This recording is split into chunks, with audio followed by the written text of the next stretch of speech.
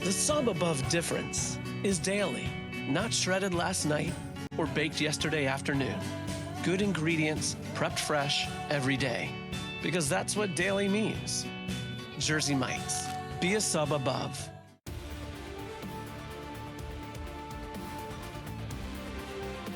Hello and welcome back to Game 3, where 100 Thieves will look to complete the 3-0 against FlyQuest. They're back on side selection, and unsurprisingly, they've taken blue. Woo, big twist. I honestly, Right. we are going to definitely see changes in the champion select, though. You would hope. There's no way that we're going to get the exact same team composition. I thought but, that between Game 1 and 2, but... Yeah, I mean, I want to go one step further, though, and say that they should also choose a different type of strategy. You can still have like that similar style that FlyQuest tried and just use different champions. I think it would be equally as bad. I think they need to make deeper changes than just a couple champions.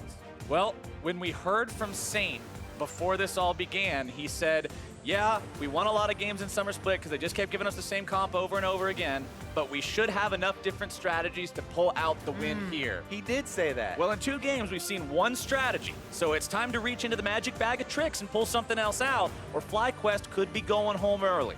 Well, still seems to be the same so far with the first 3 bans, first 4 bans, and if nobody changes anything here, it would be Rumble and Rakan, which I don't think people will change here, but I think Yeah, the bans make sense. Yeah, I think 100 Thieves will do things exactly the same way. The Braum is probably going to end up here as well as the first pick. Actually, it gets banned away. Okay. The Rakan the first pick now.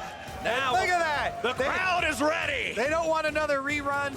Here we go. Oh, this would be a huge twist, actually, and it would be 100 Thieves completely changing their style of composition. I would hate it, though. Just No. go the Rakan. Yup, they take the Rakan. They're saying, all right, we're going to take Afro Moose. You took away Afro Moo's most played support this split. Let's put him on his second most played support, which, by the way, has an 80% win rate. They're so different in how you play the game, though. Rakan constantly looking for these big initiations to catch people out and, get the charms for his team. So these quick kill windows, that it's going to be so much different from Braum. He's just protecting people, just put up the Unbreakable and control zones. Yeah, and Afromu, you think back, he was one of the first people to actually play Rakan and use that large engage range when it came out. He's been in love with this champion, but now an adaptation, the Shen here that was talked about by the analyst desk, talked about here as the adaptation here for JJ instead of the Alistar. Plus, the Rise steal away from Ryu, who is by far the biggest damage dealer of the last game, and huge control over mid lane.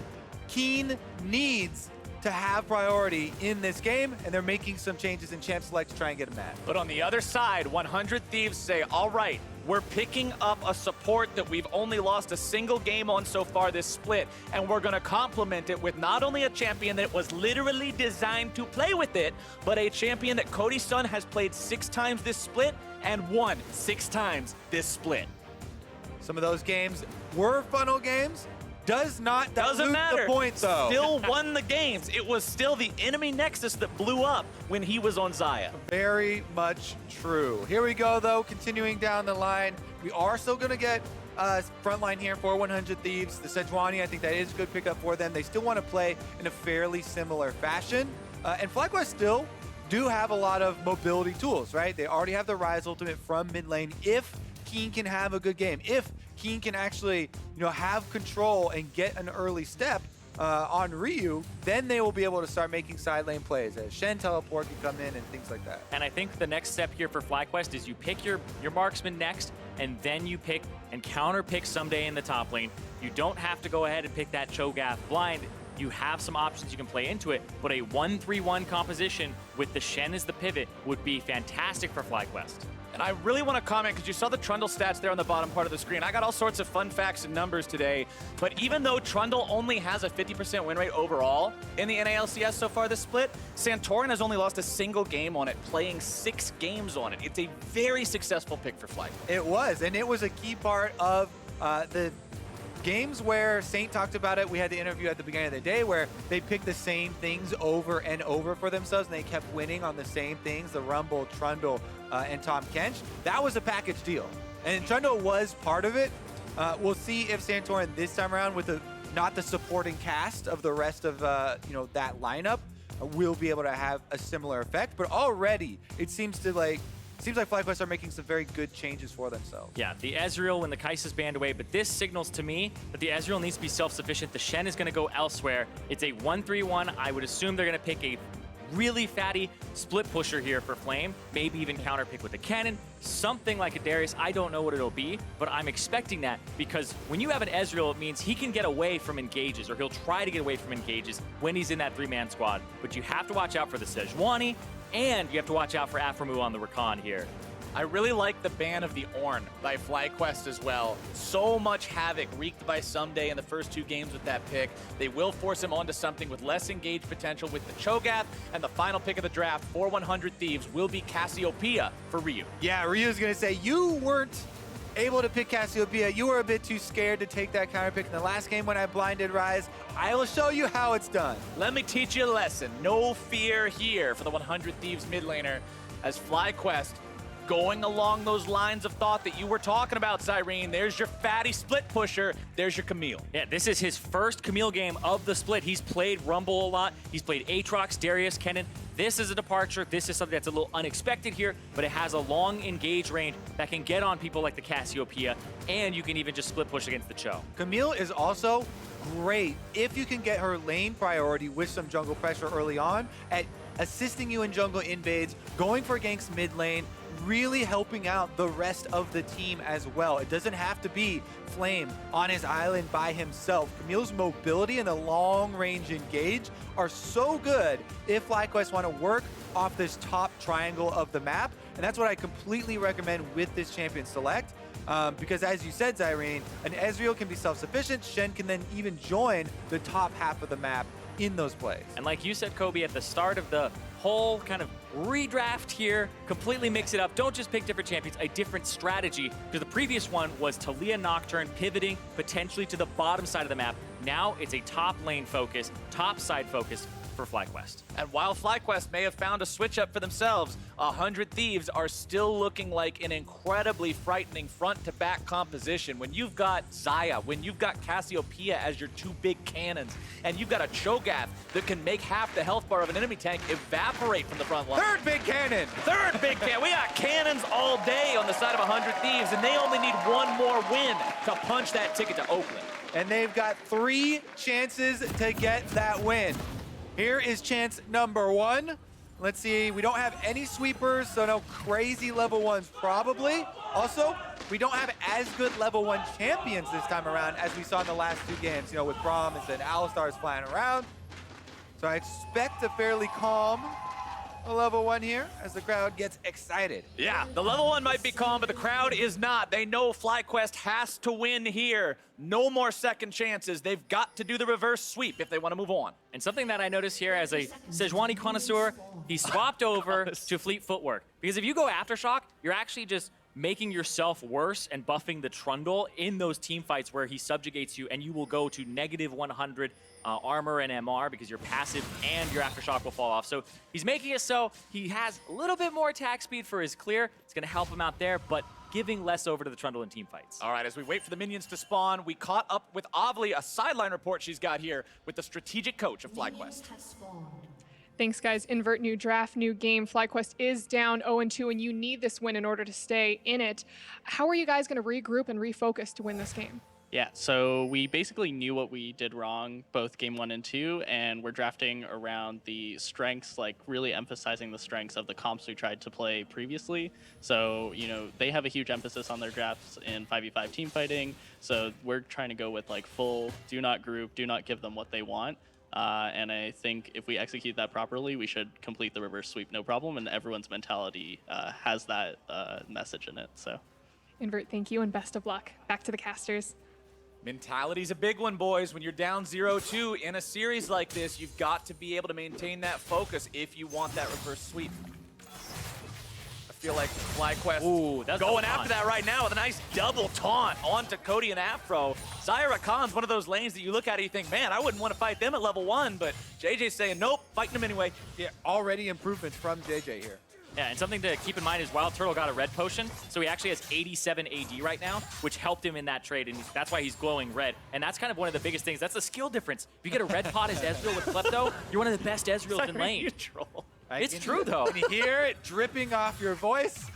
But here we go. They do have the shove because of it, also because of that nice taunt from JJ. So already complete reversal here for FlyQuest, pushing in on the bottom side. Meanwhile, we had both junglers switching up as well. Both junglers started blue buff routes this time, ending up on red here, and we'll transition over to the scuttle. But Santorin is going to find that top scuttle has already been taken and maybe makes a pass here at Ryu instead. Who needs a scuttle crab when you can get a slithery snake instead? If Ryu steps up, Santorin will be ready and waiting with Pillar. Does not Ryu up into the air?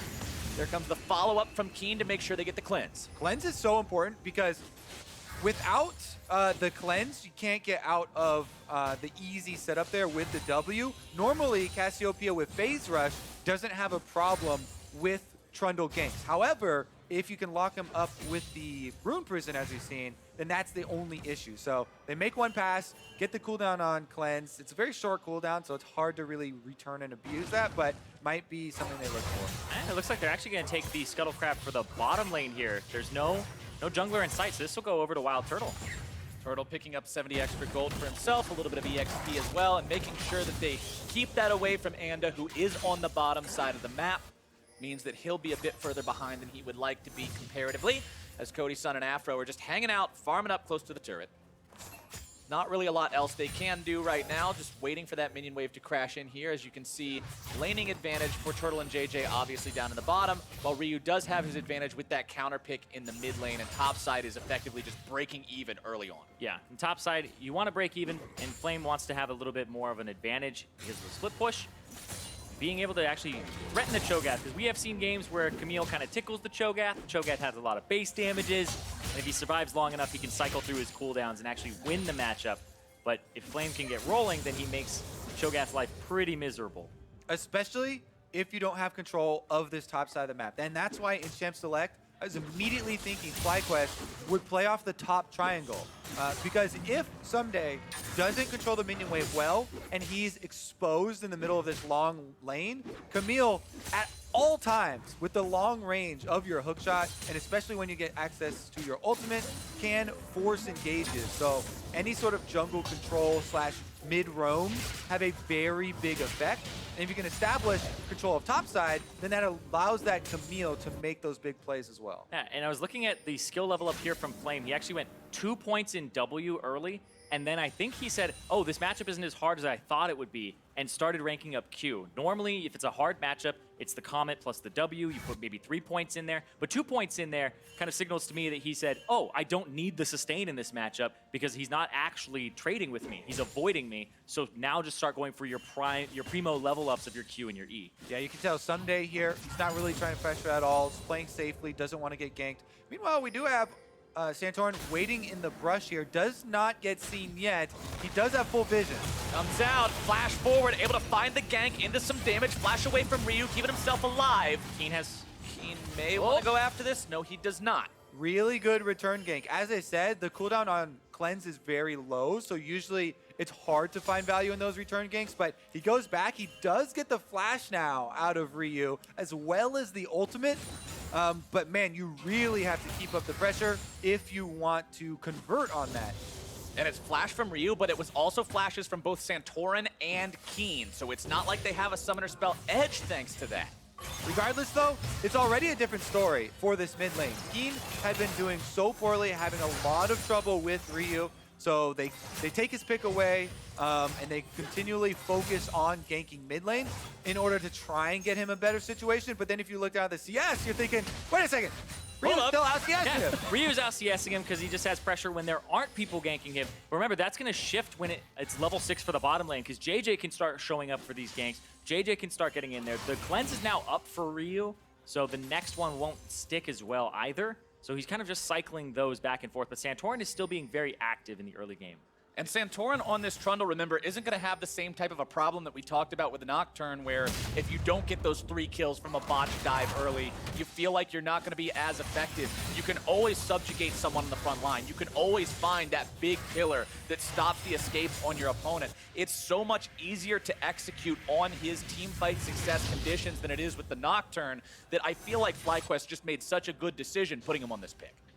Yeah, it could be big. I'm thinking about it from a very narrow-minded view, though, of my experiences playing Trundle versus a phase rush Cassiopeia.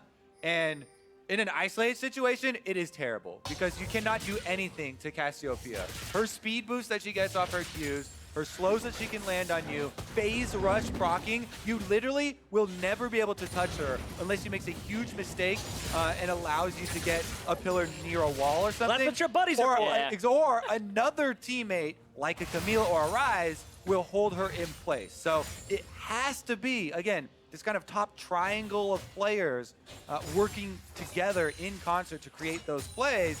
Otherwise, you're headed down the same road, and 100 Thieves are going to try and get to their late game. Yeah, late game scale. The Cassiopeia scales immensely, and then the Xayah Rakan outscale the Ezreal and the Shen. So that's really kind of a timer, I would say, more or less on 100 or on FlyQuest to really start getting things going, especially with their split push. And like you've been saying, Kobe, that top triangle of the map is so important for them. That's why I'm looking at Flame's build. He went straight for the Sheen. Didn't go for the Tiamat for pressure and then roaming. It's more 1v1 trying to trade actively with the Cho'Gath. I've got to kill this Cho'Gath is Flame's mission statement, because if you fall behind compared to the Cho'Gath, it's just like hitting a brick wall. You're not going to see any progress. That win condition gets shut down. And then if you try to group up against Xayah and Cassiopeia, you're not going to have a good time at all. No. Not a good time at all. And that's even something that people are taking their matchups into consideration very heavily in this game. Because I looked at the Sejuani at the beginning of the game, and it was the fleet footwork, right? He's even adapted his build further, and he's gone for the challenging smite. It's been the last 2 games, it's been the blue smite for him, the chilling smite. This is for, if he doesn't take it, he can't 1v1 or even survive 1v1 versus the Trundle. But speaking of the Trundle, right here, on to Someday. Subjugate comes down. Someday in some trouble. Nice dodge onto the Rupture using the Hextech ultimatum. Flame puts himself in a good spot and sets up first blood for Santorin. There you go. That's what we've been talking about the whole game. This top side of the map for FlyQuest. And it was very good execution in that gank as well. Trundle Pillar to give closer terrain to use hookshot off of, then able to use the ultimate there. Now we'll see how this plays out as the minions were also pushing. But because you make a play on the top side, that allows 100 Thieves to know they have pressure bottom. Exactly, and Ryu is in the bush, kind of making sure that Keen can't follow, and he's kind of feigning that there's going to be 4 people down here because there's no vision. But right here, this was great from Flame. He's actually freezing the wave, and he has a slow push coming towards him. They stack minion wave, and so Flame kind of baiting Someday forward, and that's when Santorin strikes. Great ultimate there from the Hextech ultimatum to avoid that. And that's what you need to do. The win condition for FlyQuest, that top triangle, keep your bottom safe. That's exactly what's happened this game so far. Tiamat also picked up for the Camille now. There's that push power you were talking about, Zyrene. As Santorin shadows this bottom side, just making sure nothing too crazy is going to come out from the side of 100 Thieves. We already mentioned how Rakan does like those nutty engages if he can manage to get the angle for him, but I don't think we're going to see it here just yet, as Ryu looks for a 1 versus 1 against Keen, finds a single Twin Fang, but nothing. Yeah, and as you keep mentioning, possibilities of the level 6 ultimates from the supports change a lot of this game. While Shen can go topside, they have bottom side fight. That's a nice taunt down onto Cody's son, who does get himself out of the way of the True Shot barrage. 100 Thieves bottom lane getting themselves out now, as Anda's going to show up to make sure Santorin doesn't get behind them. Ryu now rotates himself down towards this bottom side. Pillar interrupts him from going anywhere closer to the fight, and this one's going to dissipate. 100 Thieves get themselves away, but that looked a little too close for comfort. Watch Hot Flash here from JJ. If he goes after Cody's son or Aphromoon, there's potential for them to actually just flat out kill him if they don't flash fast enough, but that's why they had to back up and respect it. Very much so. 100 Thieves getting all the way behind that first turret as Santorin moves himself down here as well. Recognizing the fact that his bottom lane is in a much better spot than the opponent's, JJ tries to go in for the taunt, can't quite find it in time. Aphromoon sticks around and Cody goes back to base. Wow, he only touched one of them right there to stop the recall going through. Yeah, and he touched the one that was less important, to be honest, because the AD carry going back is more important. But hold on, this is a 1v1, 2v1. Oh, here comes the Shen, special delivery. It's gonna miss though. Someday underneath the turret looking to make 1 for 1, but can't do it. JJ grabs the kill. Great focus on what they need to do to win the game with this set of champions. Now they still want to finish off this dragon though. It's gonna be a smite fight, and is in. Ando wants to steal it away. Does he have the damage though? No, he does not. Santorin ultimately grabs the Drake. Ando's gonna try to get himself away from this one as Afromu goes down to Santorin. They're gonna look to find even more here as Keen goes after Anda. Turtle jumps forward and grabs the kill. It's 4-0 FlyQuest. And a disaster for 100 Thieves. They lose both sides of the map simultaneously. Top lane is getting beaten down. The Drake goes over to FlyQuest, and they are now dominating this game. A 2,000 gold lead at 12.5 minutes. Impressive to see this turnaround from FlyQuest after everyone talking about how disheartening and tilting it can be to lose a run back of the same set of champions. But here, once again, the Camille on the top side, they use their Shen support to get up there, change it around. JJ even flashes after he taunts to land the CC, allow Flame to finish off the kill. And then bottom side, they make a simultaneous play on the bottom side to get another victory. And the reason is that Keen didn't back and Ryu did. Ryu was still running back from his mid lane that he didn't have pressure in. And that's the big difference, is the priority in lanes. It's so rare that we see successful plays on opposite side of the map pulled off by the same team at the same time. Yeah. But FlyQuest have done that.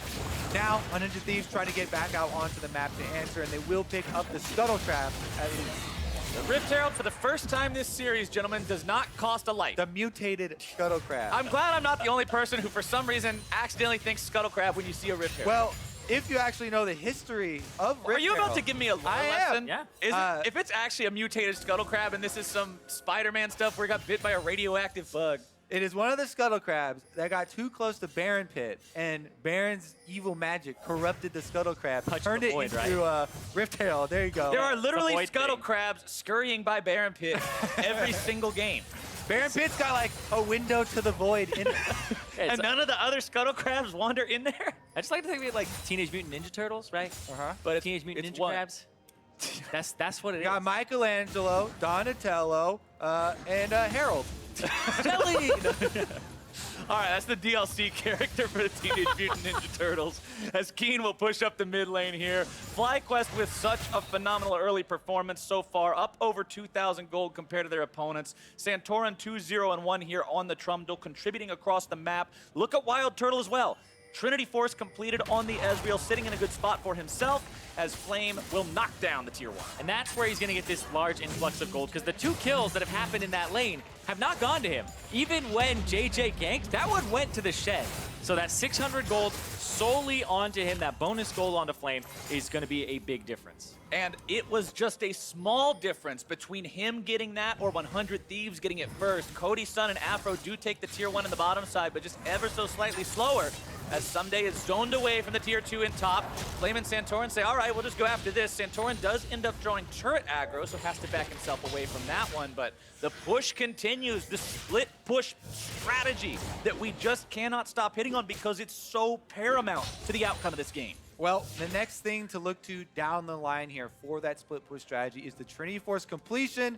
Just got it there for Flame. Level 11, 15 and a half minutes into the game. He's already got Trinity Force, Tiamat, and level 11. This is a very, very good course for FlyQuest to be on, and it is up to 100 Thieves now to try and make that change in the course. They're switching up topside. They want to get some of the gold back for themselves out of the turret. Yeah, Somebody's going to have to back soon. He's got 1,500 gold on him. If he ever goes up against the Camille in the next few minutes, it's going to be something where he just gets slaughtered. And we can see Flame has already made the rotation bottom to threaten this turret.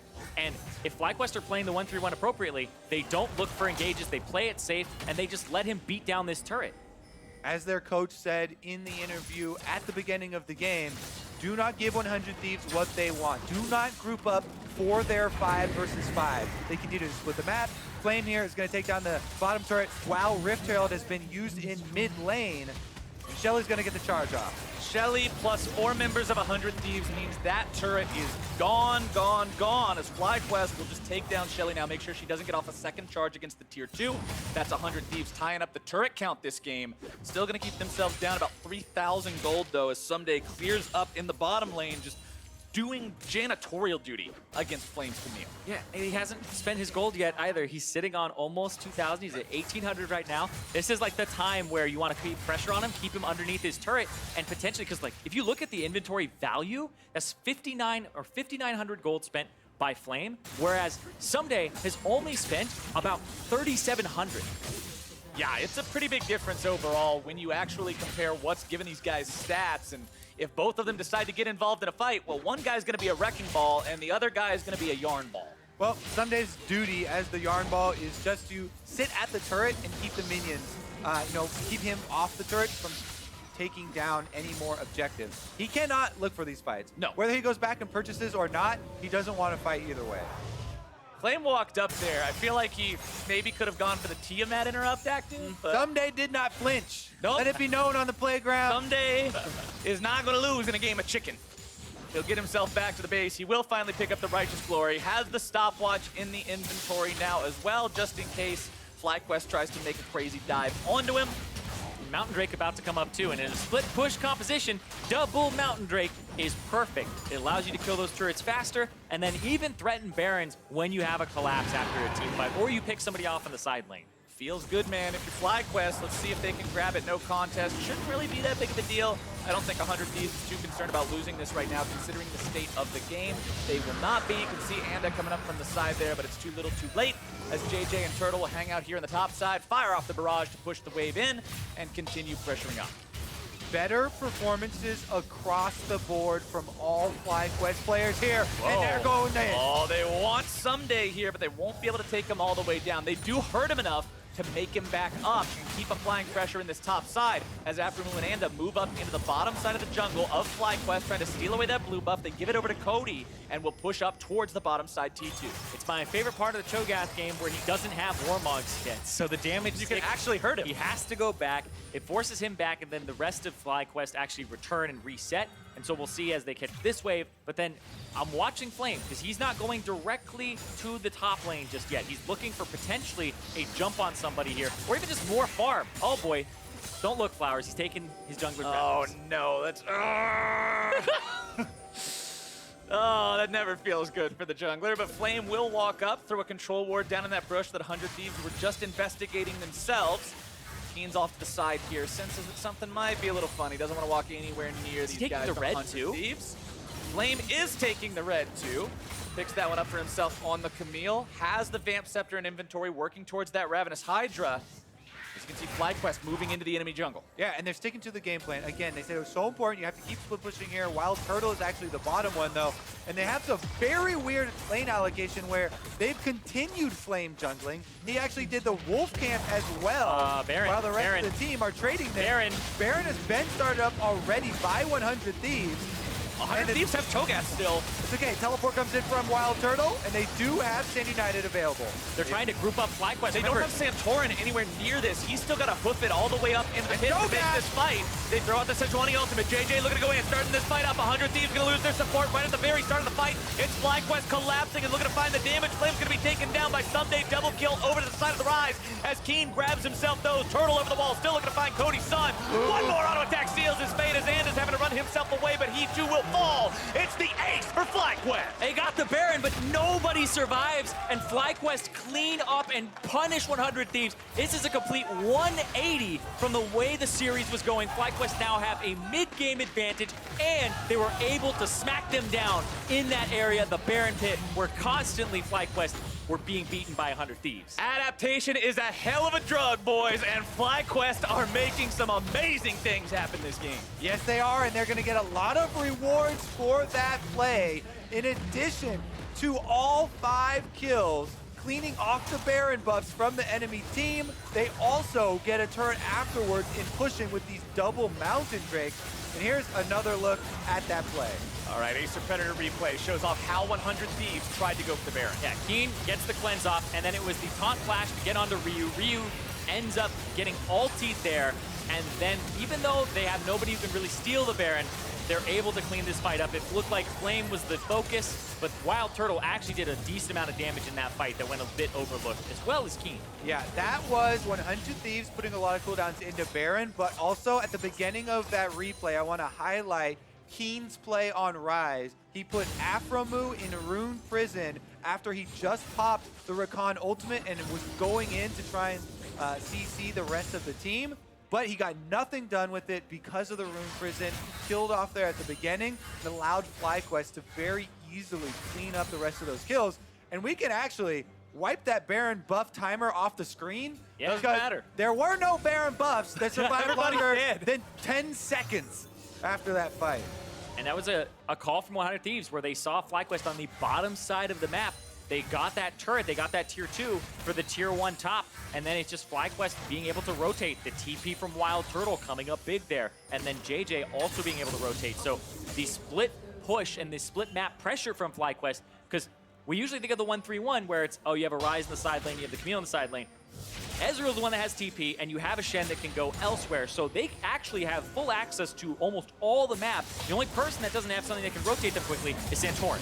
Someday getting himself jumped on by Flame on the top side here, but Anda's able to come in for reinforcements. Beast comes down, Anda goes in, trying to find the damage as Ryu's gonna grab the kill onto Flame, and now they'll look to pick up yet another one onto Santorin, who's taken very low, knocked up into the air with the Rupture. Afromu gets himself away from Wild Turtle, but that's still gonna be 2 for 0 Thieves. And now FlyQuest still have a pushing mid lane there, so Minion's gonna crash down bottom, or mid as well as bottom, with Keen pushing up.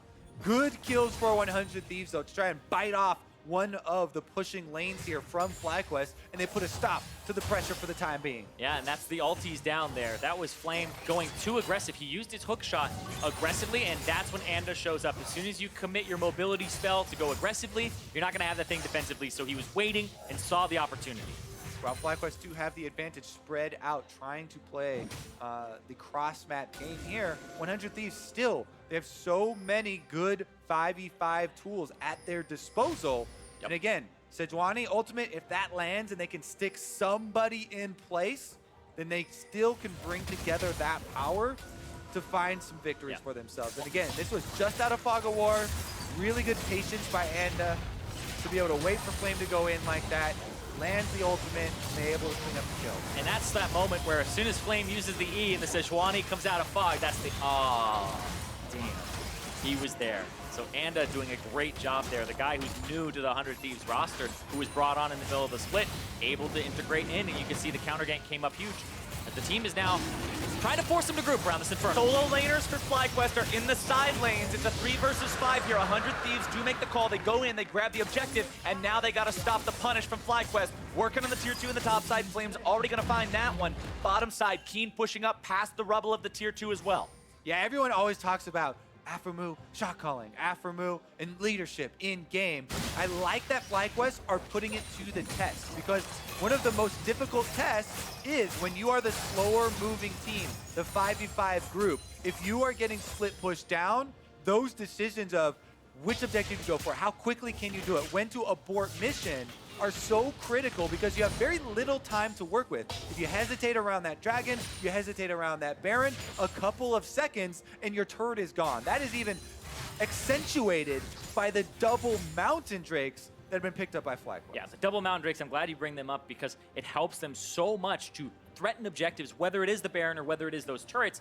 And as this game progresses, Afromu shot calling, he's going to have kind of control of the 1-3-1, or at least what they do to counter it, because he's also on the recon. He is the hard engage that would help them get a team fight off on the right foot. Of course, there is now a QSS on the side of Wild Turtle, and he's one of the primary people that you would want to be able to catch, but he's now going to be very slippery. And I want to look at the flip side of the coin, talking about how 100 Thieves have to make the right calls here. Remember, Zyrene, you described this as macro versus mastery. 100 Thieves know how to play the game, while FlyQuest won those comfortable picks back in game number 1. But FlyQuest will need to demonstrate some really solid macro here to pull off this splitting style of composition to make sure that they continue to find success with Flame in the side lanes. Not a fan of split push there, Flowers. Don't like your taste. You're a man of the run it down mid 5v5. Oh man, the ARAM style, 5 versus 5. I can tell you firsthand, he definitely is. Well, regardless, FlyQuest have a almost 6,000, yeah, just barely there, 6,000 some gold lead to work with in addition to the split push strategy. So they definitely have a lot at their disposal to try and execute, but they are at kind of the most dangerous situation in the game, right? It's cracking inside of the inhibitor turrets. That is always the big hurdle to get over in this late game. And 100 Thieves, their objective is very clear. They're farming for late, they're trying to play defense here, and they pick off anyone who overextends or over pushes in that attempt. And right now the Baron's coming up, so as you're splitting the map, you want to get your recalls as soon as possible, but right now they've been pushed up so much. 100 Thieves haven't been able to go past their tier 2s in a while, or at least the rubble of their tier 2s, so their vision has died out around the Baron. This is where you get Flame to push down bottom, threaten the inhibitor turrets, and you try to split up the 100 Thieves, who will have to make a snap engage happen if things are going to start on their terms.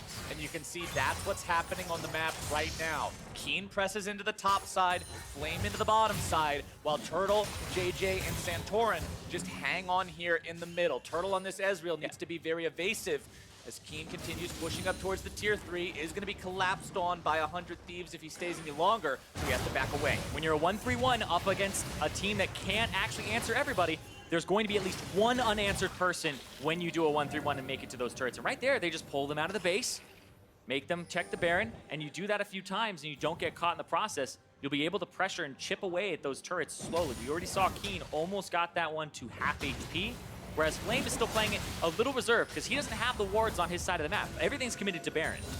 Look at this, though. They do have Ryze pretty far out, and Sejuani plus Rakan nearby. And this is where you go. Self shield. They don't have Ramu. Tries to go for that charm. Does manage to get it after being caught up in the rune prison. Santorin's off the side. JJ comes in with Stand United.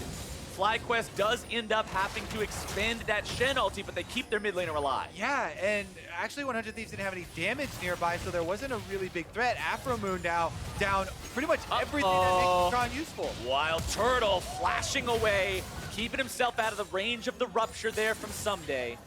Barely escapes. And that gank that happened top onto Keen, Keen was the one who got ganked. The other two people who ganked him were the ones who used Flash. He still has his Flash. He still has his cleanse available to him. He used his active of the Seraph's Embrace, and he got a shield from JJ. And he's 100% fine to continue split pushing and threatening these objectives.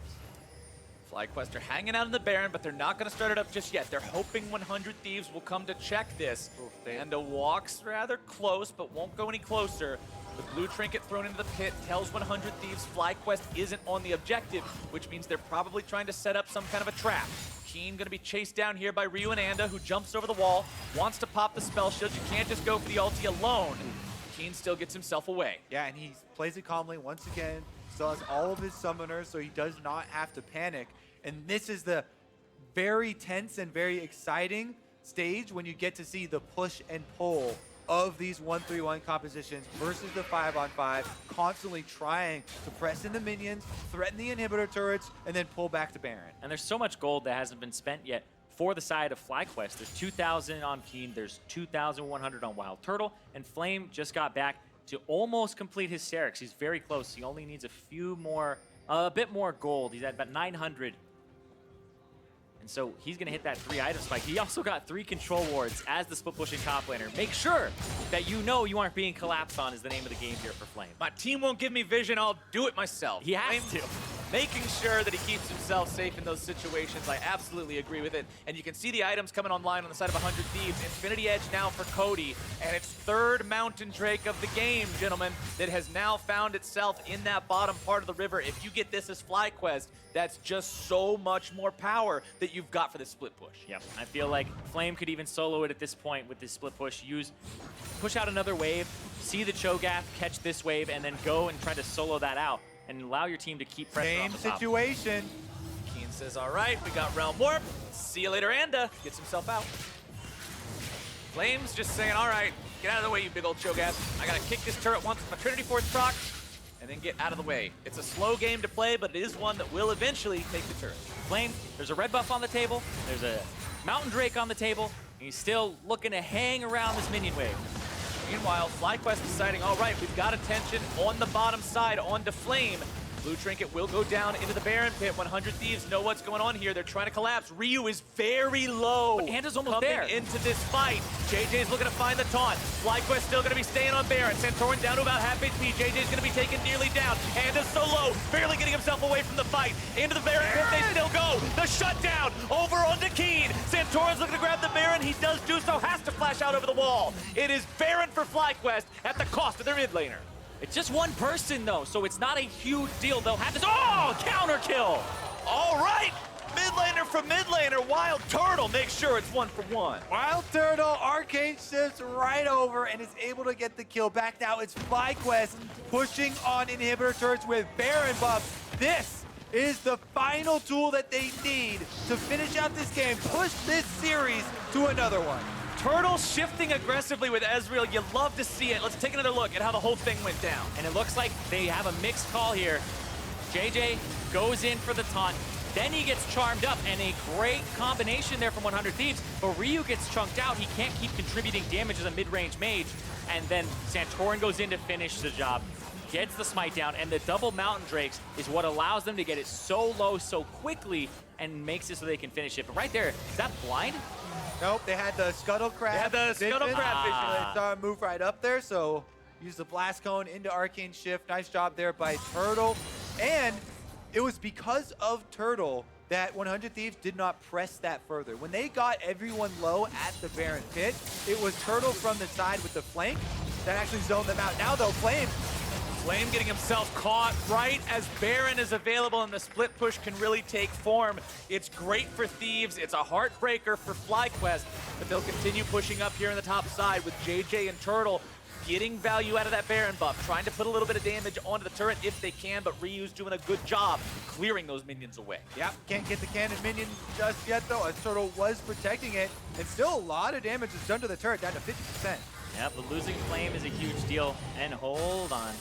Santorin not going to get stunned up, but still takes a little bit of damage and slow there from Anda. 100 Thieves don't want to chase after this. They're happy just forcing FlyQuest out of their jump. But it still means that that Baron buff is almost going to waste because they're not cracking those inhibitor turrets.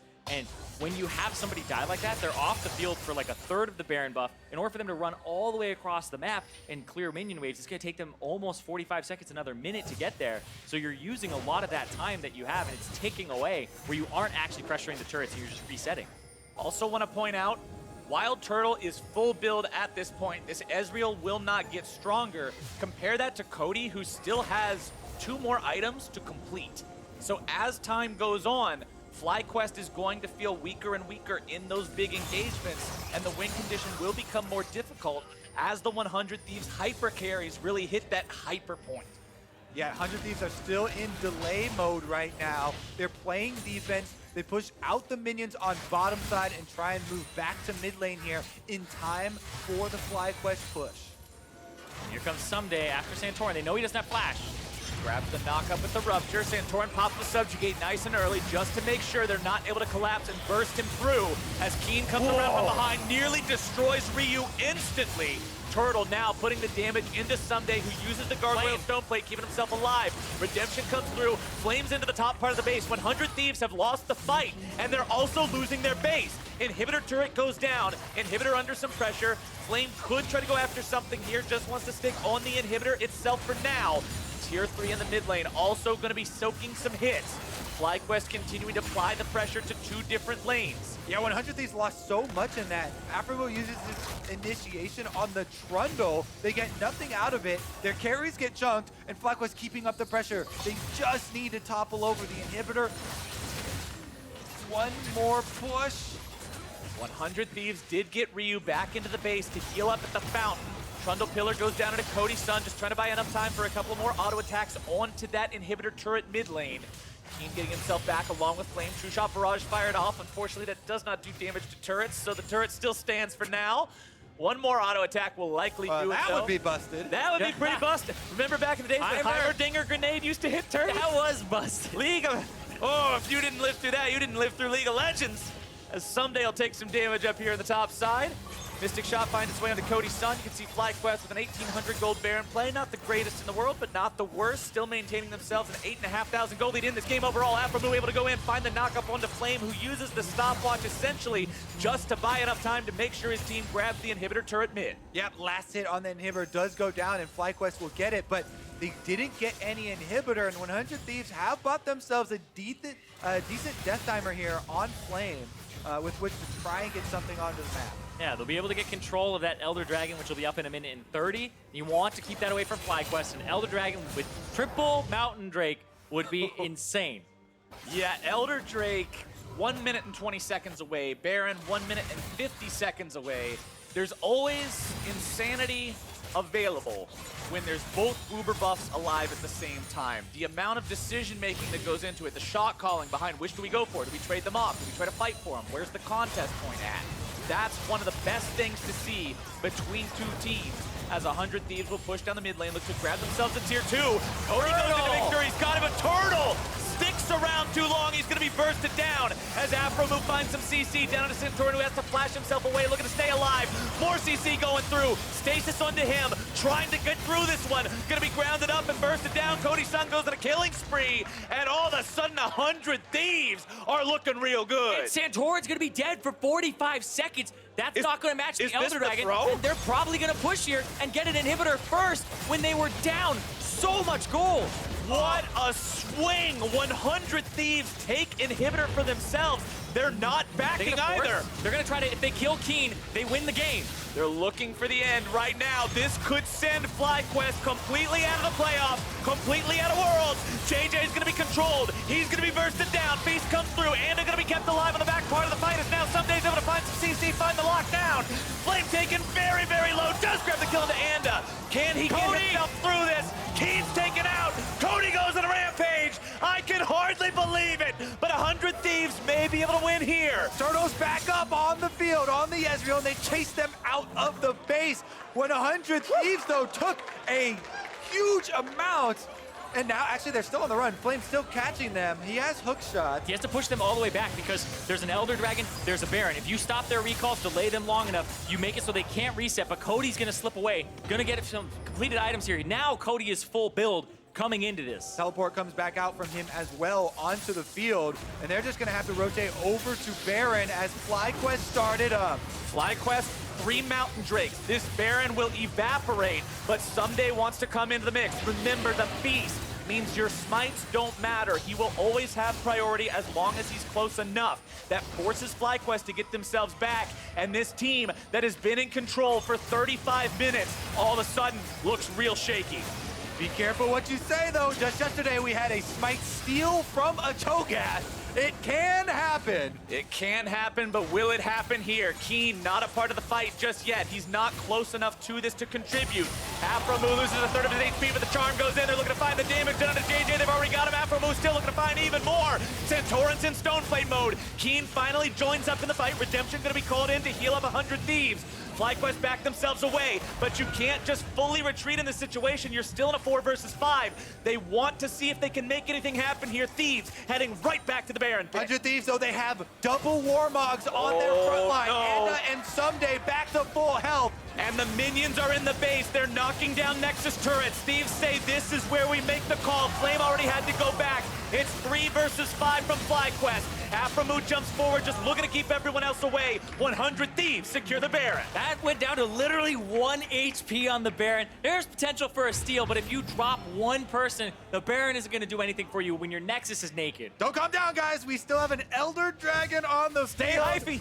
Minions are still pushing on top lane for 100 Thieves. They took a turret by themselves, and JJ has to answer. Now 100 Thieves are on the Elder Dragon. It looks like FlyQuest won't even contest. And this is that insane late game where, like you said at the beginning of this series, Kobe, you always have that feeling in the back of your mind that 100 Thieves are never out of the game. And those cannons, those are online. The cannons are fully operational, my friend. That is a full build Xayah with crit build ready to go. We'll be pumping out damage, and this is the replay we were looking for. Wild Turtle. Arcane shifts forward. Santorin comes in with the flank on Trundle, but they were not ready for what they got. And you 100% have to give credit to Ryu there. The Arcane shift forward, the panic to try and flash out afterwards from Wild Turtle, but he's grounded by the Cassiopeia Miasma. He's not able to make it out, and he just gets dropped because he has to tank the autos there. And to think that one single play could determine the outcome of this game, could determine whether or not FlyQuest's season ends here. Absolutely huge considering how far in control they seemingly were for the entirety of this game. And it's now 100 Thieves, Baroned up, Eldered up, marching down this middle lane towards an exposed Nexus. Exactly. There are no defenses for FlyQuest, but the heroes themselves. Keen tries to get himself back. Afromu's going in, looking to find the burst. They've already taken out the jungler. They're going to be taking down Flame next into the Guardian Angel. He goes, but it's already a double kill for Cody. JJ's going to evaporate. Flame will too, as will the hopes of FlyQuest. FlyQuest. 100 Thieves will finish the fight here. They'll take the Nexus, and they'll go to Oakland. The finalists from spring make the top 4, and they continue their march for revenge and a potential sweep back to take the finals. That is what 100 Thieves want, is redemption from last year. They won the first 2 games in style. The third game looked rough for a long time, but as soon as a window opened, it's Ryu kicking the damn thing in, making sure they punish Turtle, and setting the Thieves up for the comeback. 100 Thieves always calm on stage, the late game poise, serving them well. One mistake in the late game, again, they're able to take the entire series off of that. And even though Bjergsen said after TSM won that there's no way Team Liquid will choose them, they're too scared. If you look at this 100 Thieves 3-0 here today of FlyQuest, you got to second guess yourself. Oh, I would sit there and go, well, FlyQuest were able to get early leads against them. Maybe I would pick 100 Thieves because it was pretty rocky in the early game almost every time for them, where FlyQuest were able to get large advantages early, and it was also Cody-san has to play for the later parts in the game. That's not what Doublelift plays for. Either way, 100 Thieves, this organization that, like you mentioned, brand new to the franchise era of the North American LCS. Spring comes in, they say, hey, what's up? They get number 2 overall. Summer comes in, hey, this is just as fun as spring. Now they're going to that finals venue yet again. This organization is seriously impressive. Hey, what's up? Now I just got this image of Nate, Hey, what's Nate up? Dot popping out. Hey, what's up? Hey, what's up? Second place. Second place, looking to go even further with that this time around. And honestly, this squad, back to the shot calling, what you were talking about, having to play so well against the macro game to survive in the 1-3-1 to scale up, and that's what they did. And 100 Thieves, it's been a story of growing pains for them the entire year, because they first came in, it's this new roster of a lot of veterans who have to kind of learn to mesh different shot calling and like different styles getting together. Now, after that spring, they seem very much so on the same page, but then they had that swap up of the meta and Meteos having to go, or wanting to go to another team, and now they have Anda, and they're still trying to make him work 100% with the team. And this game, this series showed that he's a very smart player. He's got the adaptations down for even the Sejuani and the Trundle matchups, the way that he was basically alongside Aframu, making the engages happen, the constant Sejuani ultimates to force fights and force summoner spells is something that was great to see. And even if you know what 100 Thieves are going to put up and what they're going to throw at you, knowing is only half the battle. That's Still true. gotta beat it. The Yeah. second half of the battle is winning the game, actually, because you can get as many early game leads as you want. And even in some of the games, they were unable to get those leads. And 100 Thieves, always in the late game, a single mistake in one team fight, they grab the kill, they get multiple objectives off of it. It's just so difficult. And as we get into more and more high pressure games, further and further into the playoffs, those types of high pressure situations are going to be prevalent. Yeah, and there's going to be a lot of people looking at that Wild Turtle 1 play, but it wasn't just that one. Flame got caught multiple times, right? The only reason that that side of the map is what 100 Thieves are on is because of earlier picks and misuse of a 1-3-1 between the composition. Which goes back to what you were talking about, the Thieves knowing how to play as a team, knowing how to make the calls. Very good at punishment. And address the macro. But to hear more about the 3-0, let's send it down to Ovly for an interview with the victorious mid laner. Thanks, guys. Stealing the series. Ryu, congratulations on that win. After such a rough start in that last game, how are you guys able to come back? 그냥 쭉 하면 이길 거라 생각해서 저 상대 팀이 원스리온을 그렇게 잘하는 팀이 아니라고 생각해서 그냥 마지막 경기 힘들었는데 그냥 이길 거라고 생각했어요. So we thought that we were going to win if we just played it through, played the game through. We didn't think our opponents were going to win the series, so we just, pushed through. You didn't think your opponents were going to win. What brought out that confidence today? 그냥 딱히 뭐 어디서 자신감이 온 건 아니고 그냥 상대 팀보다 저희가 다 개인적으로 다 잘한다고 생각해서 예, 무조건 이긴다고 생각하고 왔어요 오늘. So the confidence didn't really come from anywhere in particular, but we just thought, personally, each of us individually, we're just better than the other team.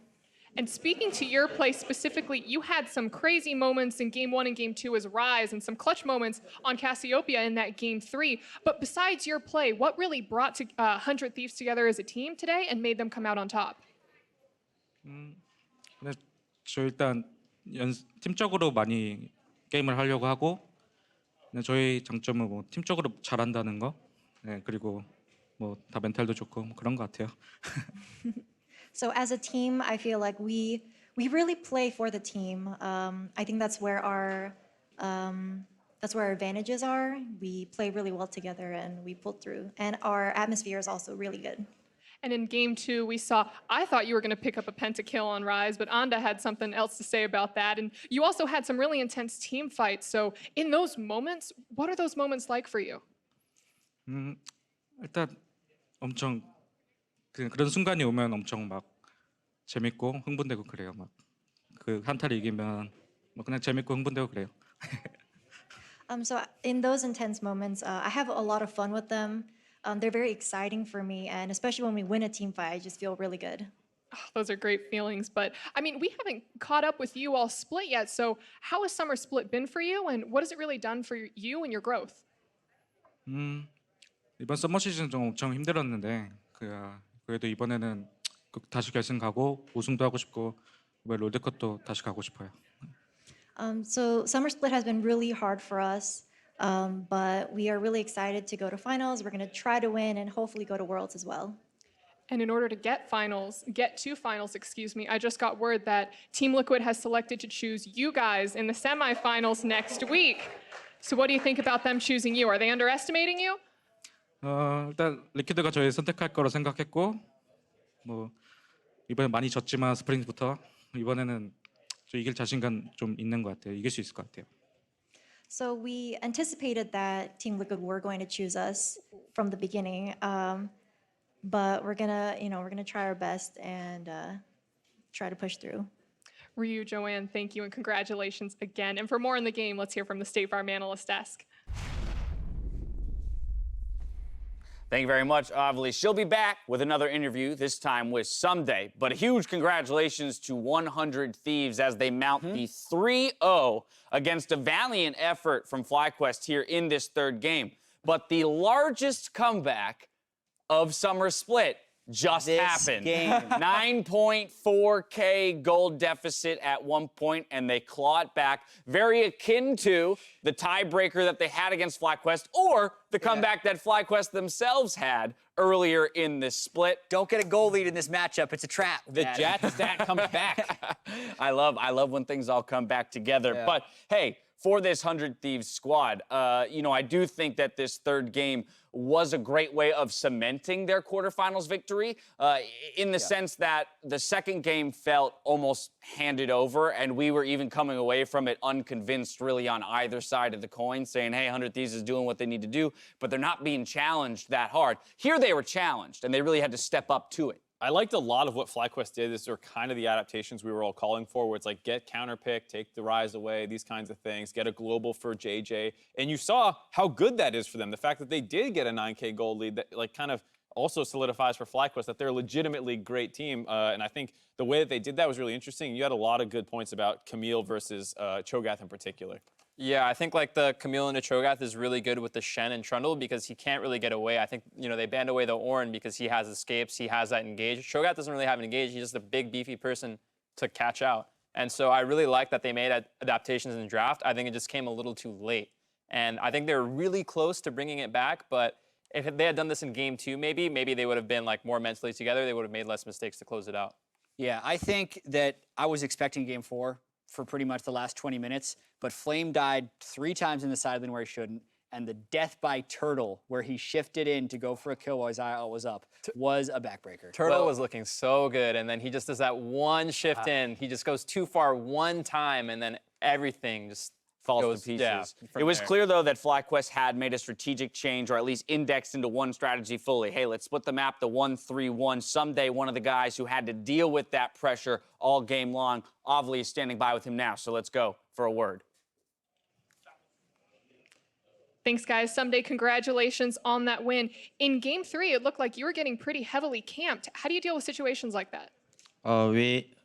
우리가 연습했을 때 TSM도 그 조합을 엄청 많이 했거든요. 그래서 좀 많이 당하긴 했는데 그래서 우리가 더 잘 대처했으면 더 좋았을 텐데 좀 저도 그렇고 좀 플레이를 단단하게 하지 못해서 좀 아쉬워요.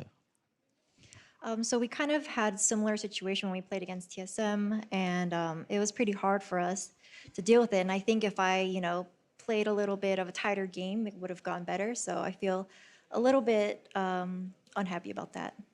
I mean, you say that, but you are still pulling off all of these crazy plays and still putting in some work and carrying on tanks, on traditional tanks. So, I mean, when you come into these games, do you just assume that role of carry?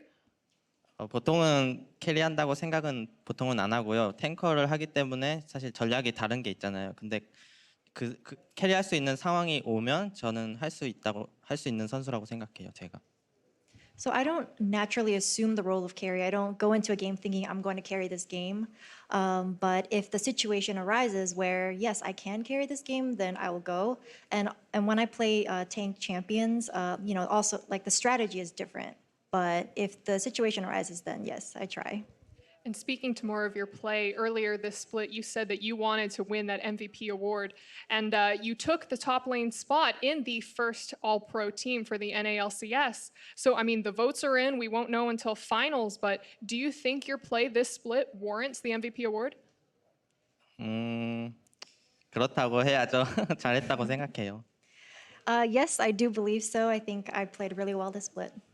All right, well, I like the confidence there, but you're also going to need confidence going into next week's match. Team Liquid has chosen 100 Thieves to face in the semifinals, so what are your thoughts going up against them in essentially what was last split's rematch? 사실 리퀴드랑 상대 전적이 너무 안 좋아가지고 리퀴드가 뽑을 거 알고 있었고요. 그리고 보기에는 약간 우리가 토끼 같고 상대방은 약간 호랑이 같은 그런 모습이 있는데 좀 그런 모습을 없애고 우리도 이제 싸울 수 있다 그런 모습을 보여주고 싶어요. So we've traditionally haven't had great matches against Liquid, so we did think they were going to pick us. And we kind of feel like 100 Thieves, we're the rabbits, and Team Liquid are the tigers. But we kind of want to show them, we can fight back, and we'll try.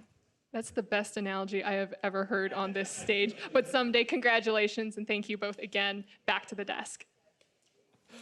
Thank you very much, Avali. I love that. The Rabbit versus Tiger semifinal. Who's going to win? If you're going for a winning mindset, you might want to change your analogy. I don't think I'd want to go into a matchup thinking I'm a rabbit against a tiger. I think I just want to run. I'm just going to run as fast as I can if that's happening. That said, again, we will preview that matchup in just a bit, both of our semifinals. Before we do, I want to put a capper on this series and this Game 3 once again, because 100 Thieves was tested in a different way this time around, having to deal with both the gold deficit, but also that full 1-3-1 split pressure. And this is when that kind of starts getting to them. There was a play that happened on the top side right before this Dragon attempt where 100 Thieves were trying to answer the top side play with their own Drake, but of course they collapse in time on the side of FlyQuest, and so they get kills in the bot lane as well as in grabbing the Dragon, which when you start getting up Mountain Dragons to a 1-3-1 comp, that's really scary because it adds so much extra objective pressure.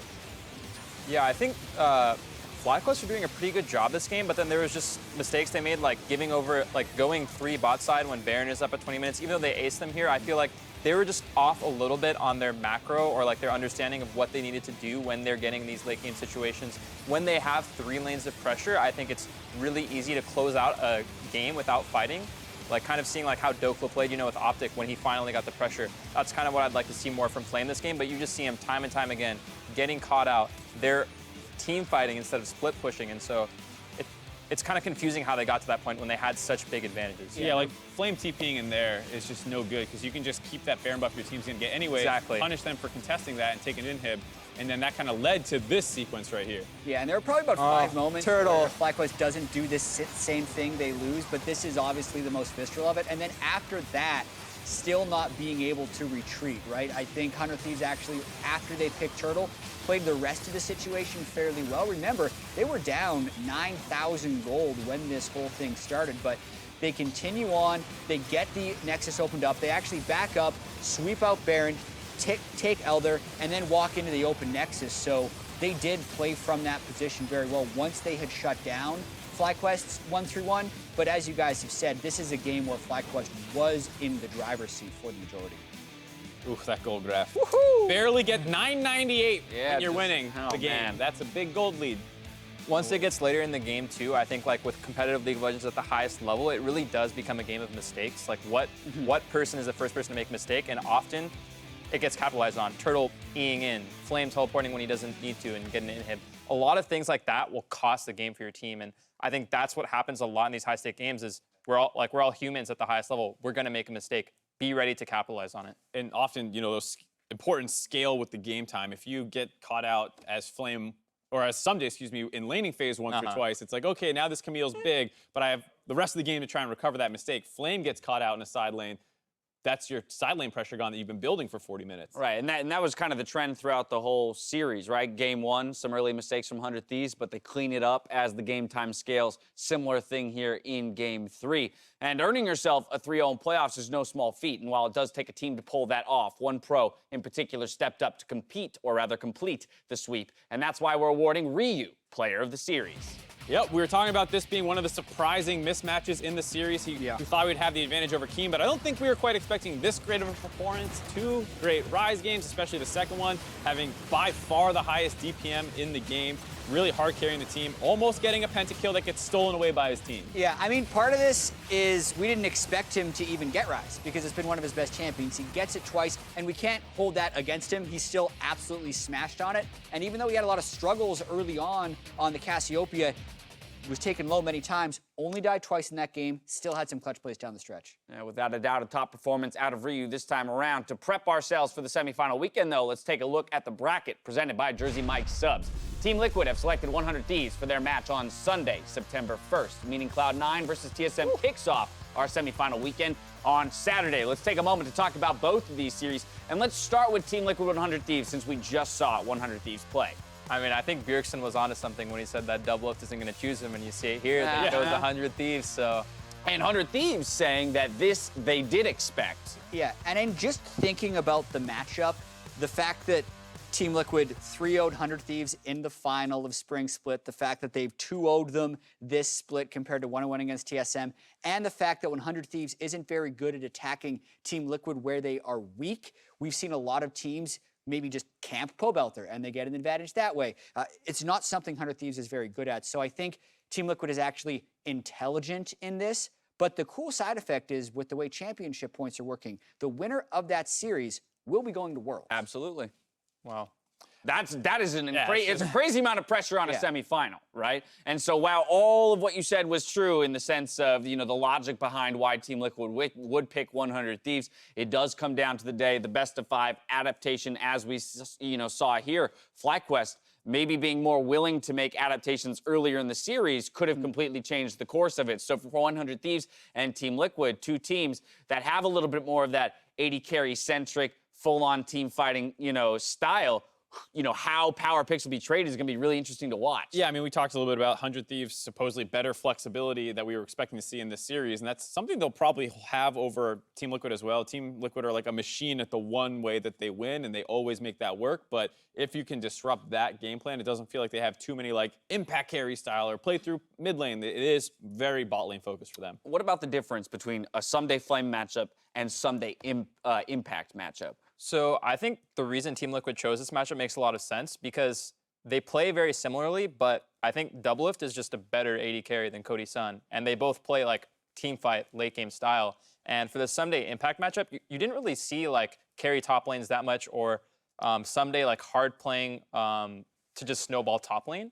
So I think the same thing is going to happen with TL and 100 Thieves. They're just going to play tanks top, and it's going to come down to mid to late game team fighting. And they don't have to worry about Bjergsen versus Pobelter in the mid lane, right, if they chose TSM. So I think it's just a really good matchup for Team Liquid because it's hey, we both play late game team fight comps, but we have Doublelift and you have Cody Sun. Team Liquid 100 Thieves on Sunday, C9 on Saturday. Yeah. This is going to be a fun one. C9 TSM. How do we feel about the way this is going to break out? Because we were coming down to the end of the split talking about the fact that C9 by some might even be considered to be a stronger team on the back half of the split than Team Liquid. I think this is a great matchup for C9 in a lot of ways. FLICKR has been doing great in the top lane. You have their bot lane, which is mostly just playing to go even, and that's what TSM's bot lane does as well. And then your mid and jungle have been popping off. So I don't know where TSM has the advantages, and then the fact that their Echo Fox series was not particularly compelling. I'm looking at that, scratching my head about like what I want to see out of TSM to get their leads.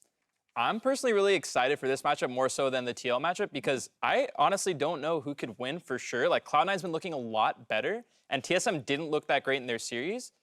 And also the Jensen versus Bjergsen matchup. Like, That's what I'm looking at. Who's gonna win that? Like Jensen's been looking insane like these last few weeks. Bjergsen popping off on Akali, popping off on Aurelia. Both these teams are playing a lot around their mid laners. FLICKR has been a really solid player in the top matchup too against Hanser. I don't know how that one's gonna go. So I think there's a lot of question marks going into that series.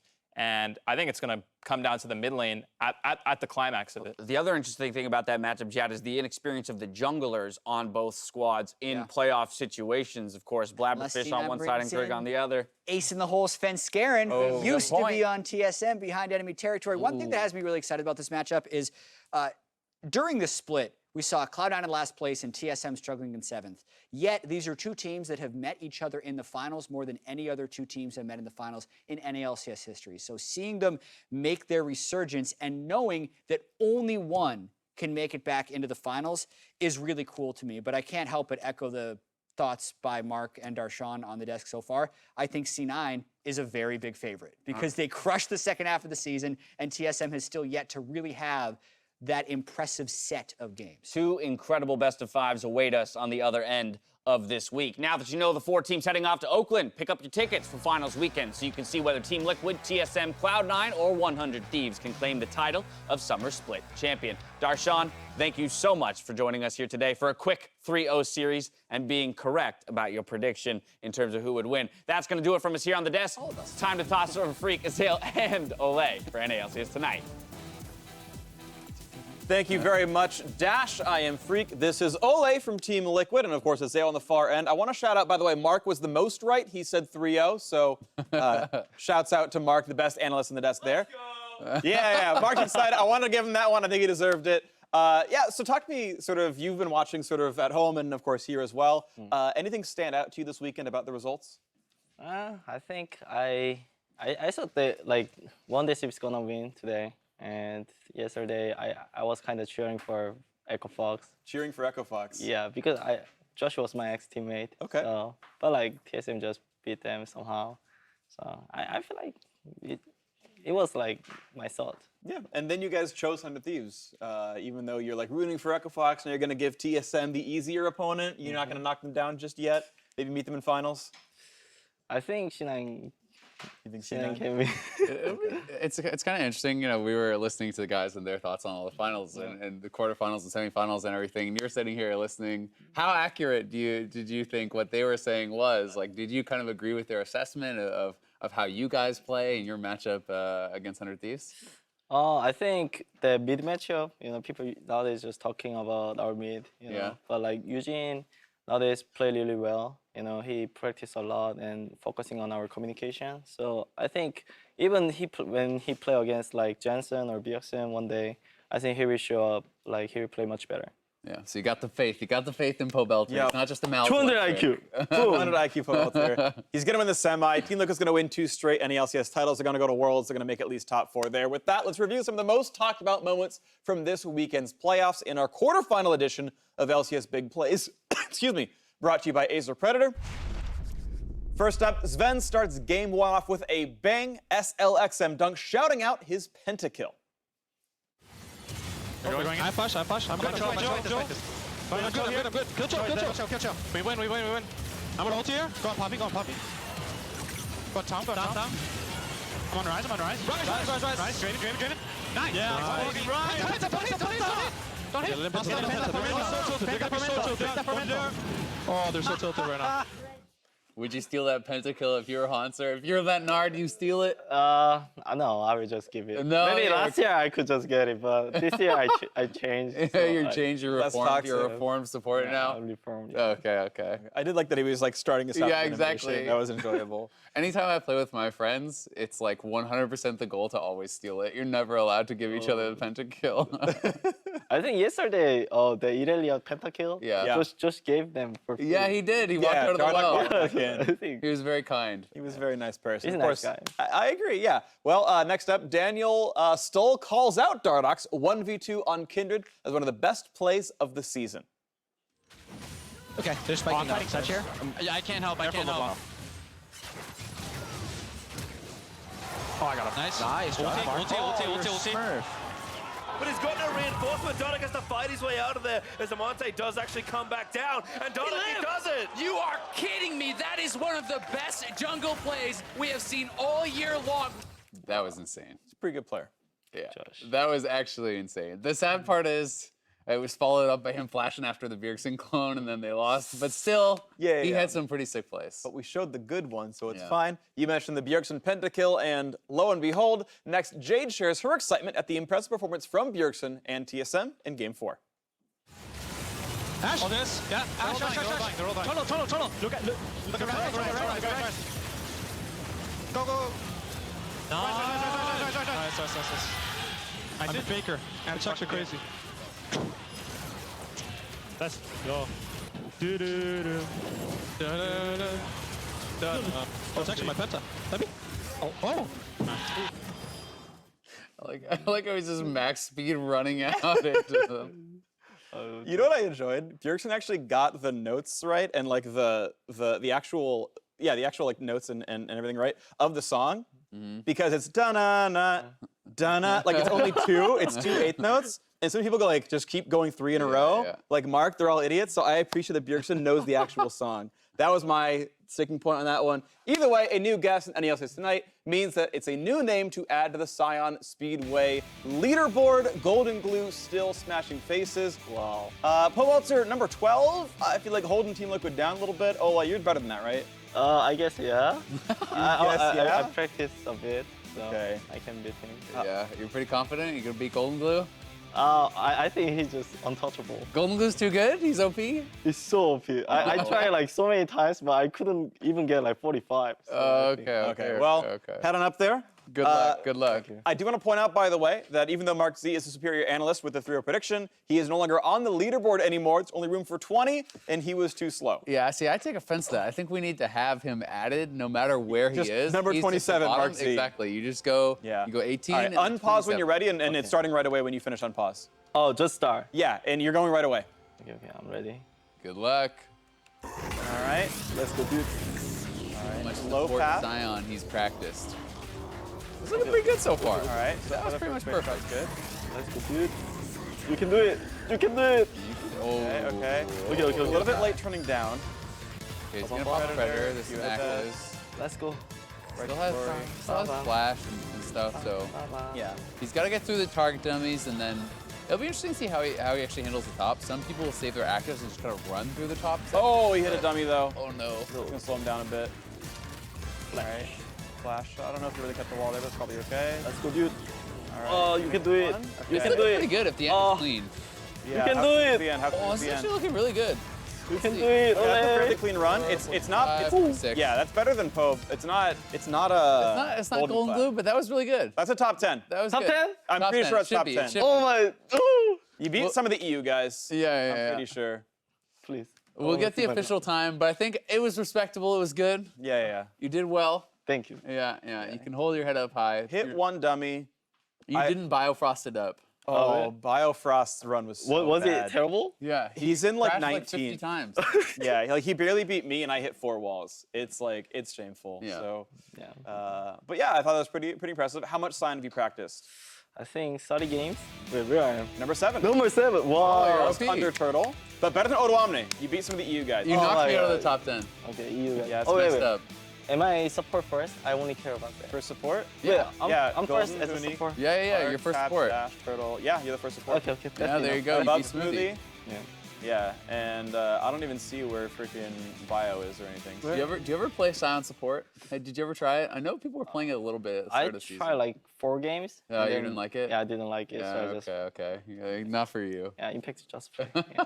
Well, fair enough. Now, as a pro player on the number 1 team over here, we know Ole is no stranger to the roller coaster of comments from fans online. We want to see how in tune you are with the community. We took some of the players from the weekend and took some of the Reddit comments as well. So what I want to do is look at some plays and have you focus one of the players. And what do you Tell think us what people Reddit said? thought about it. Okay. Yeah. Okay. So our first clip here, focus on Dardoch. Focus on Dardoch. Yeah, let's see. Let's see what happens. The Mountain Dragon, they still have Feast on Huni, and they're trying to blow this game wide open. Looking good here, but now Greg, he's stolen a lot this split. Mithy also around the side, maybe gonna try something here. Greg, he's gonna go. Oh, you're kidding me!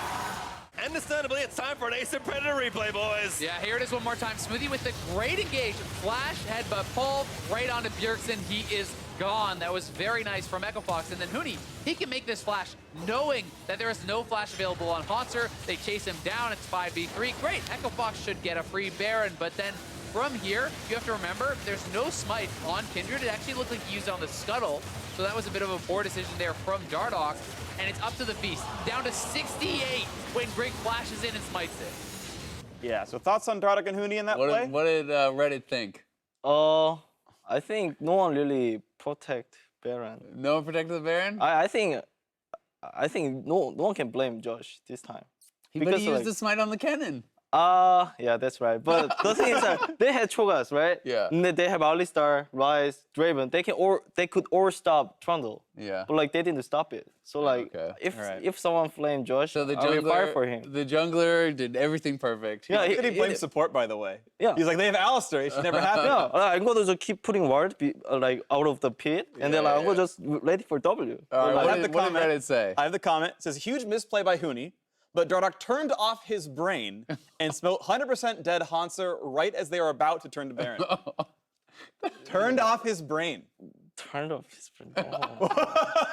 Olay is offended. I mean, like, I think Josh has right to blame teammates this time. Oh, there you go. No, There you go. I mean, like, Josh has the right to blame his He gets teammates. a free pass to be toxic on like, this. I mean, like, I mean, maybe people Blame think, Mooney. I mean, I feel like people think like Josh is toxic, you know. But the thing is, like, this time he has right to say something to their teammates. Why Alistar didn't do anything? You know, why Yeah. Draven didn't use any skill? Why Ryze didn't walk around? Why Cho'Gath didn't get Why it, Cho'Gath yeah. didn't get ult? Wow. Well, Smoothie's garbage. You heard it here first. That's what Ole thinks. Now, next up, And this Huni play- too. And he too. On that note, let's watch Bjergsen. Here comes Demonte, but Haunter gonna zone him out of the way as Dardoch will escape. Huni looking to save it all. Mithy takes down Dardoch, but Huni able to grab this man. And now Demonte over the wall. Ulti there from Mithy, follows through. What a play by the Pike. Demonte did to Haunter. Bjergsen still has ultimate. If he can get in there, he can actually shove them into a position where it'd be very unfavorable. Now they're on the Mithy, lost again. Burst the ulti, takes down Mithy. And now Bjergsen under threat, forced to swoop away. Goes in again, Baron to Echo Fox, but can they get out safely? They pop the lance, despite the move forward. Bjergsen, they caught him. They tagged him with Brawl Passive, and now spent. He's dead as well. TSM got to get creative here, but Smoothie again going to go pull back around. Lost though moving forward. Dardoch jumps straight to the team. And Demonte, he found the chop. Bjergsen's dead. Anything stick out to you about Bjergsen in those fights? Yeah, but I don't know what to say. What would Reddit say? Think of the most possible toxic thing you could say, and you're probably pretty close. I mean, get inside the mind of a Redditor. Of a silver 3 and a solo queue player. High elo, by the way. I never write anything on Reddit, so I don't know what to say. But you like Twitch chat. Twitch chat is. Yeah, what would Twitch chat say? You know, what would Twitch chat say? Twitch chat is more kind. What Twitch chat is kind? Twitch chat is more kind than Reddit. You know, when Twitch chat is like the subtitle. Wait, when I say, hey guys, you know, we're progress something, they say like, oh, Ole progress, and I just like, oh, Twitch chat, yay. You know? They're nice to me. So So I'm Twitch nice chat to- are the nice guys. Yeah, Reddit guys, I don't know. Sometimes they're mean. Someone are like someone was protecting me, you know, Yeah, 1v5 against yeah. like Reddit people, and I was like, oh, sorry guy, I will play better. Don't worry. Okay. Well, the Reddit comment was that Bjergsen was saving his ult for the gauntlet. All those fights, Noah Zero ultimates. Oh, wow. In every one of those fights, never an ult. So like Peter saving Flash Yeah. for Yeah. like, I love that we didn't have to that say type it, that you stuff. brought it up. I see. Do you ever ask Peter if he's still saving his flash? Nowadays he used Flash well. Yeah. Sometimes he used Nowadays. Flash for. But in the past? Oh, when he was not my team. Oh, okay, okay, now he's okay. great. I was yeah, like, yeah. wow, that's how. You taught him well. I appreciate But you now always. he's super good. He's super good, super good. Now he's the best in NA once Okay. again. Not a problem. Finally, let's take a look at one last clip. This one, we're talking about Cody's son. They come to me. Go, wing look. Kite up, Front line. I'm gonna show nothing. Watch alley, watch alley. Cho's dead. Alley. Yeah, we're okay, we're okay. If he comes with me, I'm fine. Cho's here, Cho's here. He's us. I exhausted him. Keep front, keep front. Cho. Fast dead. Left side, come left side. Yeah, hey, Cody, you can jump, I got the sensor. I was Kill Kaisa. I got you. I'm gonna TP mid. How do you feel about him? That's my Cody son. Yeah? That's your Cody son? So it's got to be something nice then. Something positive? Yeah. Has anyone done as little as Cody has done in games and gotten so much praise? Sit in the back line, 700 range, hits rapid fire, hands off the keyboard. Even I could have done that team fight. I mean, he just outscaled Kaisa. I think maybe that's what he's supposed to do. Yeah, it's a smart play. If he just fight before some items show up, I think he gonna lose the game. Yeah. But like he was just chill. Big brain. So he's thinking ahead. So do as little as Cody's son. Yeah, if you have like really scared, like outscare AD carry, just chill, same form, and then tell your team like, oh, hey, wait for me like 30 minutes, and then I'm gonna carry. I liked in that last fight that Afro was like, Cody, you can rocket jump forward. He's like, please, actually, let's go chase these kills. And Cody's like, all right, fine, and walks forward with like a Braum shield in front of him. So I don't know, I can see both sides of it. I mean, I agree, he liked Tristan Homsey scale super well, but I thought it was funny. Either way, earlier in the day, we asked you to send us your questions on Twitter, and now we'll do our best to answer them. Up first, I'm gonna have a hard time. Megalodontus wonders if TSM's Nailed win. it. I'm so good. Over Fox means they are back, or do they still have a ways to go compared to Team Liquid and Cloud9 and 100 Thieves? Are TSM back? You didn't pick them. You're afraid. I mean, like I was here. I didn't know they pick or not. No, you have no responsibility. Yeah, he washes your hands of it. I have no any. Don't blame him. It wasn't his fault. I didn't. Would you have picked, if it was up to you, would you have picked TSM? I'm gonna just like just random. Pick one at random, flip a coin. Do you think they're looking strong these days though? I mean, they got knocked out in quarters in spring. They haven't looked as strong for a while. How do you think they compare to like you guys and C9 and some of the other teams that have been at the top? I feel like they're doing really good. You know, their macro is really clean and Missy Shocker is really good. But I feel like sometimes when they don't find their win condition, I feel like they just don't know how to play. Yeah. So I feel like Peter, you know, when I play with Double Lift, you know, sometimes he said like, oh, they don't know how they don't know the win condition. Right now, so we can punish. So yeah, I just follow his word, and that's how we. All I heard is Ole say TSM don't know how to play. I selectively chose some of the words. Sometimes. No, I'm kidding. The mind of a Redditor. That is the title of this week's episode of NES Tonight. Ole, quotes, TSM don't know how to play. Next up, Travis Wheatley wants to know if you consider Cloud9 more of a #1 seed with their win streak and of beating you guys back in week 8. Are they more of a #1 seed? No, they're not #1. I mean, they're not the actually number 2 #1. seed. But are they the better team? I mean, they like Arbor didn't lose that game, you know. So yeah. They just like brought like secret weapon and they bring Lee Sin and they only focusing on Eugene. But we figure out how to play against that type of play. So I feel like we are #1. You know, record is #1, so that's the fact. Yeah, and they're spring split champions. I think it remains to be seen, right? If they meet in the finals, that'd be pretty hype. But both teams got to win their semis first. Meet in third place match. It'll be perfect. Either way, finally, Tommy Miklos asks, do you think we will see the Misfortune counterpick to Varus in North America or Europe that we've seen in China and Korea? Secretly in Misfortune main, hoping to see it. I think, not sure. MF doesn't seem like a double lift champion. Yeah. Yeah, I think so. Yeah, because she cannot auto one person like 4 times. You know, that's weaker. So He has to switch targets. Requires APM. maybe he can play. Yeah, I mean it'd be interesting, right? If people keep playing Varus this much, you know, maybe you could bring it out. It's like it seems pretty good in lane. All right, well, we'll see if that comes out. I think MF's really good, but we'll see what happens with that one. Now, before we say goodbye, let's take one more look at next week's matchups. As we know, Team Liquid got to pick their opponent between TSM and 100 Thieves. They chose 100 Thieves. Other side of the bracket, Cloud9, of course, versus TSM. And yeah, 2 o'clock on Saturday, noon on Sunday. Just a week to go for those matchups. What are your predictions? C9 3-1. 3-1? What about your match? 3-0. 3-0. 3-0? No hesitation. No hesitation. Easy peasy. 100 Thieves clean sweep into finals. How many pentakills are you going to get? Me? Yeah. But I'm gonna give it to Peter. You're going to give it to Peter. But what if very you're playing kind. Pyke, though? They get the gold anyway. Yeah, but I don't think I can play. Give it to Peter anyway. What? He's leaking his own strats. What do you mean you can't play Pyke? I mean, like, I can play Pyke, but yeah, sometimes I have to just go to Braum, one trick. Keep Peter alive. He's a little too reckless. Yeah. Maybe play some Ardent Sensor supports, a little bit of shield. Well, maybe I can play Pyke, then maybe I can pop him off. So yeah, I hope that. I do want to redirect one more time to talk about the matches that we did have this week, though, of course. We talked about them very briefly. I want to bring it back up. So nothing really surprised you in the matchups. Are you surprised by maybe like blue side, red side choices? Like we saw, for example, in this matchup, the teams didn't change sides at all, from what I remember. TSM chose red side every time. Equifox chose blue side every time. I feel like nowadays there's no really strong first pick.